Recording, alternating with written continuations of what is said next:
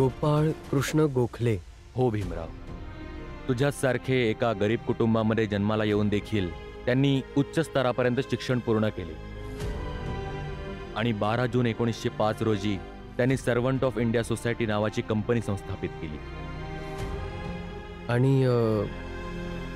Servants of India society हे काय आहे? असे समज भीमराव की ज्या विचारांमुळे तू महूपासून मुंबईपर्यंत आलास त्याच विचारांना युद्ध पातळीवर आणायचे काम ही सोसायटी करते. आणि लोकांचे म्हणणे आहे की गोपाळकृष्ण गोखले आपल्या कामासंदर्भात एकदम कार्यतत्पर आणि अग्रेसर असतात. Gokhale saheb, the servant of India सोसायटीचं सेमिनार परवा पुण्यात आहे. आपल्याला सायंकाळी किंवा उद्या सकाळी निघावंच लागेल. तुम्ही जसं म्हणाल तशी आपण तयारी करू. काय झालं साहेब? थांबा साहेब, पाणी घेऊन येतो. मी घेतो. अहो साहेब, मी देतो ना तुम्हाला पाणी. थांबा, मी घेतो. साहेब, काय झालं? काय नाही.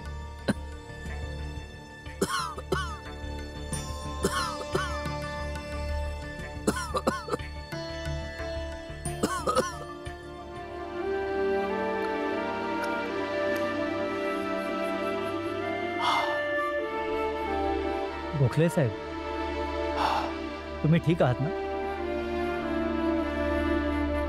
मी ठीक आहे. गोखले साहेब, मी काय म्हणत होतो, जर तुम्ही म्हणत असाल तर सेमिनार थोडं पुढे ढकलूया. तुमची तब्येत 2 दिवसापासून बरी नाही. नाही, याची काही आवश्यकता नाही आहे. माझ्याहून खूप मोठी आहे ही संस्था. माझं स्वप्न आणि या देशाला स्वातंत्र्य देण्याचा माझा प्रण. आणि स्वातंत्र्य फक्त इंग्रजांपासून नव्हे तर जातीवादी गटांपासून देखील आहे. आणि जर ध्येय मोठे असेल, लढाई मोठी असेल, तर फक्त तब्येतीचं कारण देऊन कोणतेही आवश्यक कार्य टाळले जाऊ शकत नाही. त्यामुळे तुम्ही माझ्या तब्येतीची काळजी करू नका. उद्या सकाळीच आपण पुण्यासाठी रवाना होऊया. आमच्या निघण्याची तयारी सुरू करा. हो साहेब.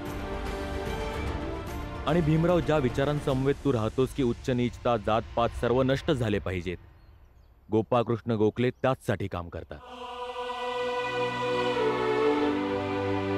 खूप आनंद झाला हे सगळं ऐकून की ह्या समाजात असे देखील लोक आहेत जे जातपात नष्ट करण्याचा विचार करतात. मला यांना भेटायची इच्छा आहे. नक्कीच. माझे एक जवळचे नातेवाईक आहेत जे त्यांच्या खूपच जवळचे आहेत. ते आपली भेट घडवू शकतात. मग तू हवं त्या प्रश्नांची उत्तरं त्यांच्याकडून मिळवू शकतोस. ठीक आहे? चला गुरुजी. तुम्ही इथं आहात? मी तुम्हाला कधीपासून शोधते. काय झालं? लक्ष्मीताईंची तब्येत अचानक लय बिघडलीये. तुम्ही घरी चला ना. भीमराव, तू जा. आधी तुझे तिथे जाणे जास्त गरजेचे आहे. मी त्यांना भेटून पाहतो की काय बोलणे होऊ शकते. चल, थांब. तुम्ही त्यांना नक्की भेटा गुरुजी. आणि त्यांना हे देखील सांगा की आमची समस्या काय आहे आणि मला त्यांना का भेटायचंय. नक्कीच. धन्यवाद. चल.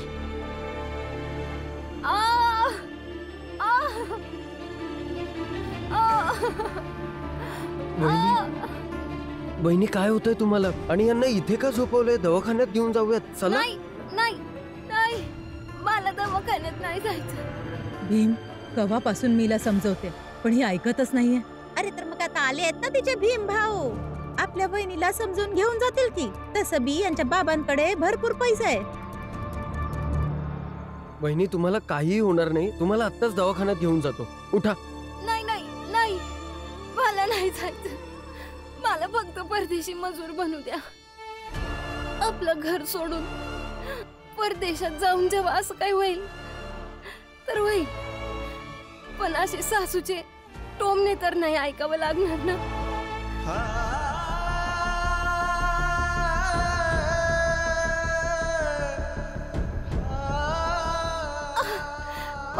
मला फक्त परदेशी मजूर बनू द्या ना भीमभाऊ. आमासनी जाऊ दे. आम्हा समजा ना परदेशी मजूर बनायचं आहे.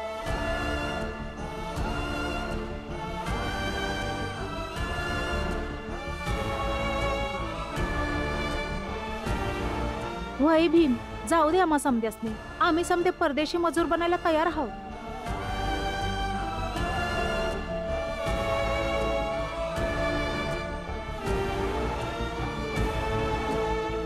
असं वाटतंय आपलं समजावणं सफल झालं. अरे हितेश भाऊ, हे लोक तर घाबरले असतील की कवा आपण गपगुमान निघून गेलो तर कोणा संगत राहतील हे लोक. हं?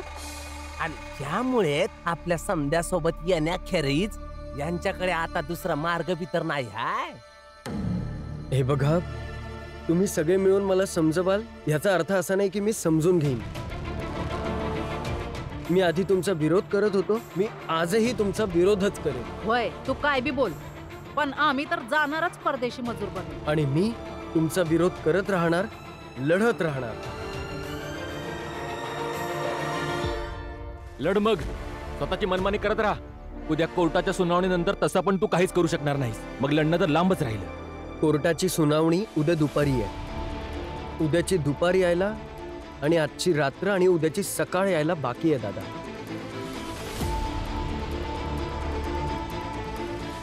वहिनी, तुम्ही हट्टीपणा सोडा, हॉस्पिटलला चला. ठीक आहे, तुम्हाला हॉस्पिटलमध्ये नाही यायचंय, तुम्ही इथेच थांबा, मी औषधं घेऊन येतो. नाही, मला काही बी गरज नाही त्याची. लक्ष्मी वहिनी, जसं तुम्ही म्हणाल तसंच सगळं होईल असं नाहीये. रमा, वहिनीची काळजी घे. आता मी येतो. बस बस लक्ष्मी, बस बस बाळा. अरे भीम परत नवीन खेळी खेळला काय? नाही मग इतक्या आत्मही विश्वासानं कसं बोलत होता की उद्या दुपार होईस्तोवर, आज रात्र आणि उद्या सकाळी. अरे नाही रे हितेश बाबा, असं काय बी नाही. तू उगाचीच काहीतरी काळजी करतोस.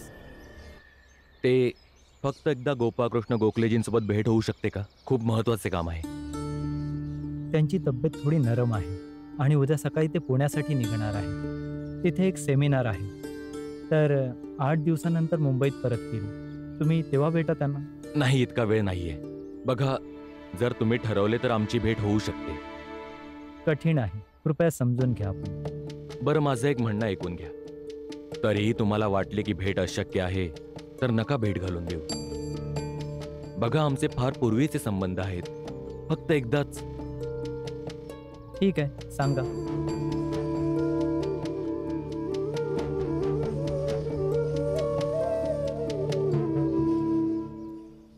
मालक, आता आम्ही समजे तयार आहोत जाण्यासाठी.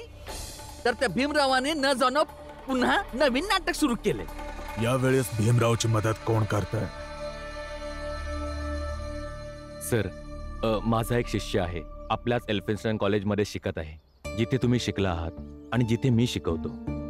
काही कारणास्तव तो इथे येऊ शकला नाही, परंतु या क्षणी त्याला तुमच्या मदतीची खूप गरज आहे. मदत? कसली मदत? गिरमिट्या मजुरांबद्दल त्याला सांगायचं होतं. सर, तुम्हाला तर माहितीच आहे, करारबद्ध मजुरी ही गुलामगिरीच आहे, ज्यात अग्रीमेंटच्या नावाखाली अमानवी कार्याला संविधानाचा दर्जा दिलेला आहे. असंच काहीतरी आमच्या चाळीतल्या लोकांसोबत झालंय. त्यांचा देखील अग्रीमेंटच्या कॉपीवर अंगठा लावून घेतलाय. त्या लोकांनी त्यांना फक्त खोटी आणि सुवर्ण स्वप्न दाखवली आहेत. सर, मी पूर्ण प्रयत्न केले त्यांना थांबवण्यासाठी, पण त्यांनी ऐकलं नाही. न्यायालयात गेले. आता गोष्ट अशी आहे सर की न्यायालयात कदाचित आपली केस कमकुवत पडू शकते. कदाचित आपण हारू देखील शकतो. पण सर, जर आपण हरलो तर त्या लोकांचं जीवन तर एक बांधलेले मजूर होऊन राहील. तुम्हाला विनंती करतोय मी, कृपया ह्या संदर्भात आमची मदत करा.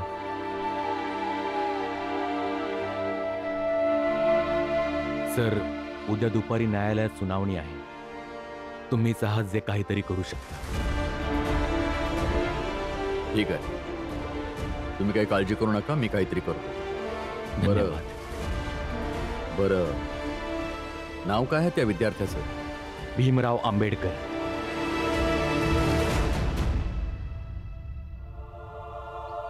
तुम्ही सगळे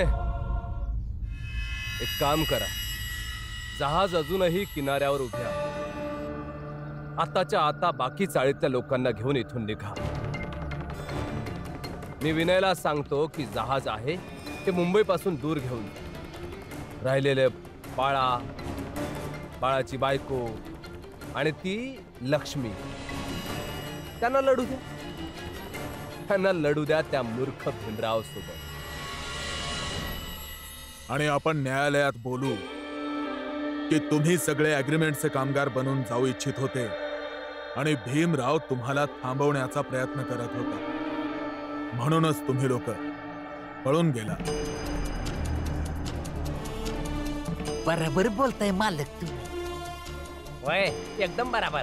आणि त्या भीमरावाचा बी काय भरोसा नाही आहे. कुठं बी जाऊन काय बी करायचा आणि आपल्या समजांच्या योजनेवर नेहमीप्रमाणे पाणी वतन. हितेश भाऊ, जोखू भाऊ, आपण इथनच पळून जाऊया. हा, चला.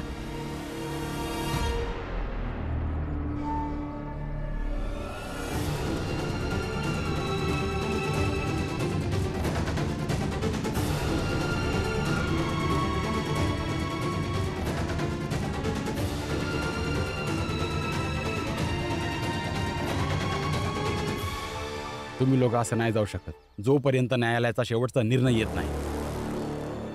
रामजी, तुझ्या एकट्याच्या थांबवण्यानं आम्ही सगळे थांबणार नाही. चला रे सगळे.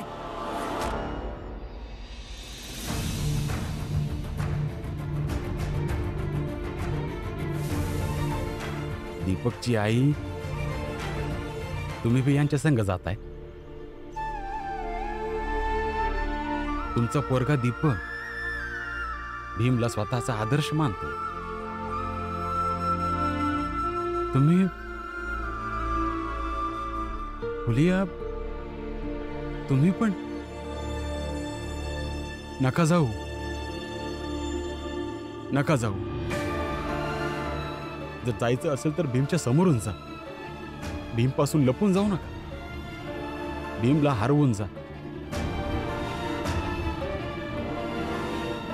हे बघा, मी तुम्हाला विनंती करतो, याचना करतो, तुम्ही नका जाऊ. तुम्हाला नाही माहित तुम्ही काय करत आहात.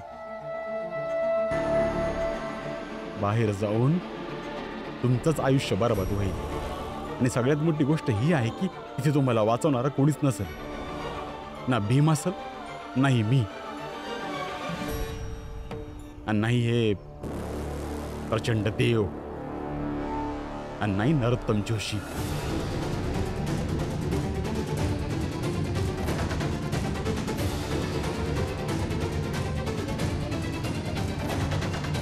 नका जाऊ तुम्ही.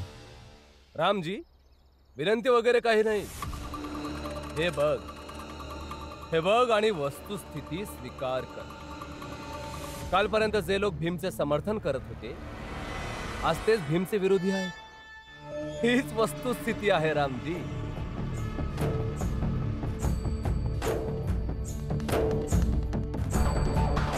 रामजी, त्या दिवशी तू मला कानाखाली मारलीस ना, तसं तर हे खरंच आहे की तू सैन्यातला रिटायर सुभेदार आहेस. आमच्यापेक्षा खूप ताकदवान आहेस. मी तुझ्यावर हात नाही उगाडू शकत, तुला कानाखाली नाही मारू शकत. पण मी जे या सगळ्यांना गिरमिटिया मजूर बनवून घेऊन जात आहे हे कोणत्याही चपराशिवाय कमी नाही.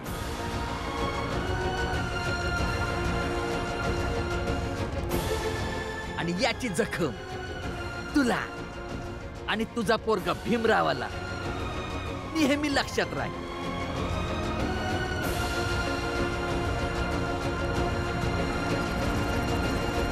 चला.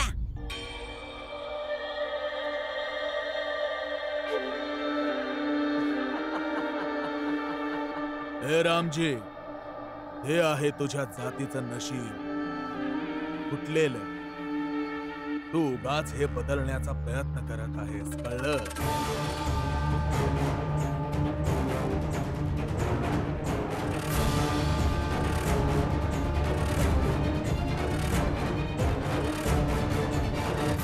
आम्हाला फौजेत शिकवलं जातंय 2-3 योजना बनवल्या पाहिजेत. जर का एक योजना अयशस्वी झाली, दुसऱ्या योजनेचा विचार केला पाहिजे. मी यासनी विनंती केली, याचना पण केली, पण माझी याचना अयशस्वी झाली. आता माझी दुसरी योजना काम करेल तर ते जाऊ शकणार नाही, आणि मी यांना बर्बाद होऊ देणार नाही. मला काय बघताय? तिथं बघा.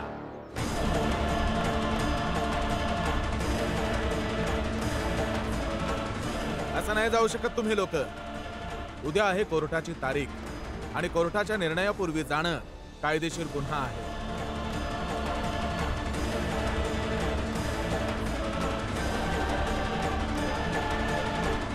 नरोत्तम जोशी जी, कोर्टात जाण्याचा निर्णय तुमचा होता. ही केस लढण्याचा निर्णय तुमचा होता, आणि तुमच्या याच निर्णयामुळे या सगळ्यांना थांबवलं गेलं, आणि तुम्ही पुन्हा एकदा हरलात.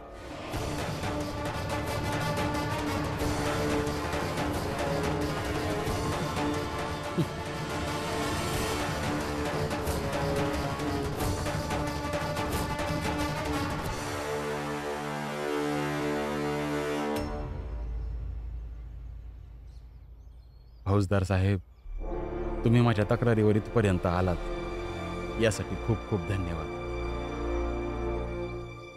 आणि तुम्ही सगळे तुमच्या चाळीत परत जा.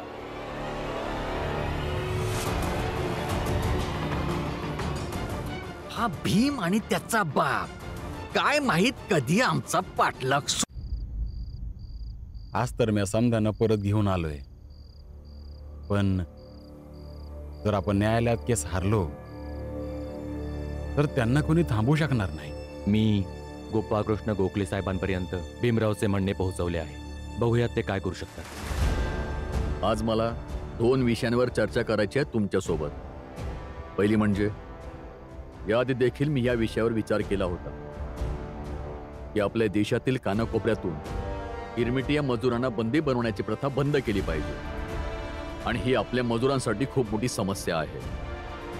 आणि त्याचे समाधान करण्यासाठी निर्णयात्मक कायदा करणे आणि त्या दिशेने भक्कमपणे पाऊल उचलण्याची वेळ जवळ आली आहे. आणि दुसरी म्हणजे, आज माझ्याकडे एक शिक्षक आले होते. माझा एक शिष्य आहे, आपल्याच एल्फिन्स्टन कॉलेजमध्ये शिकत आहे. या क्षणी त्याला तुमच्या मदतीची खूप गरज आहे. उद्या दुपारी कोर्टात त्याबद्दल सुनावणी आहे. तुम्हीच आहात जे काहीतरी करू शकता. गोखले साहेब, आधीच्या विषयावर आपण नक्कीच विचारविनिमय केला पाहिजे, परंतु तुम्ही जो हा दुसरा विषय मांडलात की कोर्टात उद्या सुनावणी आहे आणि आज रात्री आपण या विषयावर चर्चा करत आहोत, इतक्या लवकर कसं शक्य आहे? गोखले साहेब, जवळपास हे अशक्य आहे. उद्या सकाळपर्यंत वाट पाहूया आणि आशा बाळगूयात की जे होईल ते चांगलं होईल. गोपाळकृष्ण गोखलेजी कदाचित आपली मदत करतील. ठीक आहे, मी सकाळी भेटतो. हो.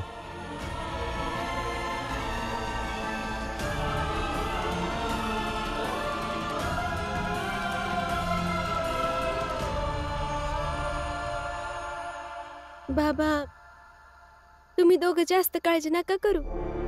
मी जेव्हापासून लग्न करून आली आहे ना, तेव्हापासून मी प्रत्येक वेळी तुमच्या दोघांच्या तोंडून ऐकले का आपण जे बी काम चांगल्या विचाराने करतो ना, त्याचं फळ नेहमी चांगलंच मिळतं.